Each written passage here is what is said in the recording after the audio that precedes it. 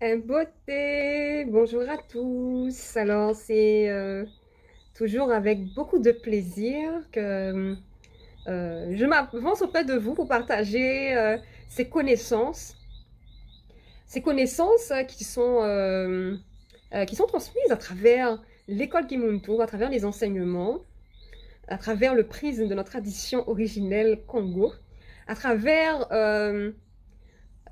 l'héritage ancestral de nos Bakoulous glorieux, victorieux, à travers la nature, à travers les forces de la nature qui, en ce moment, nous sommes dans une phase où l'énergie d'élévation, l'énergie ascensionnelle, l'énergie pour pouvoir augmenter notre niveau de conscience est en pleine émergence. On sent que l'être humain a ce besoin de se rapprocher de la nature et pouvoir retrouver l'essence véritable de son être, pouvoir se reconnecter à ses racines, son ancrage. Et pour cela, il est important d'avoir la connaissance, avoir les informations qui va lui permettre de donner un sens à sa vie, un sens véritable qui lui permet intérieurement de permettre son ascension, de permettre son évolution, de permettre à ce qu'il puisse dégager pleinement ce qu'il est véritablement. Et je voulais, à travers ce support magnifique, vous partager encore des informations qui, on va dire, intérieurement, me fait énormément de bien. Et je pense aussi va vous aider à avancer dans votre cheminement. Alors, la nature, on revient sur le sujet de la nature, notre ancrage dans cette réalité.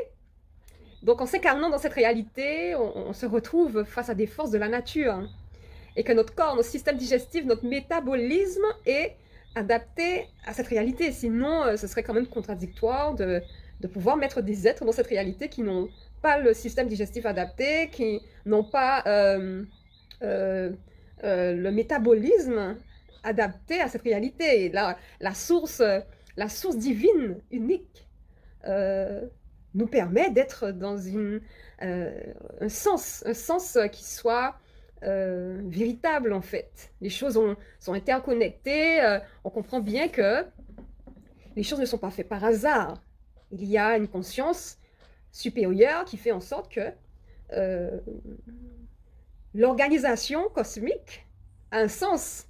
L'organisation cosmique fonctionne d'une certaine manière. Il y a des lois, des principes, on voit que tout est bien organisé, bien structuré, que Maman Toto, la terre, mère, celle qui nous nourrit à travers les plantes, les végétaux, fait en sorte de nous apporter la nourriture dont nous avons besoin.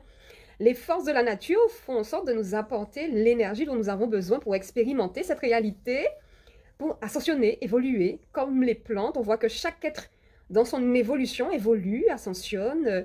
On est en tant qu'enfant, bébé, après on évolue au fur et à mesure en âge.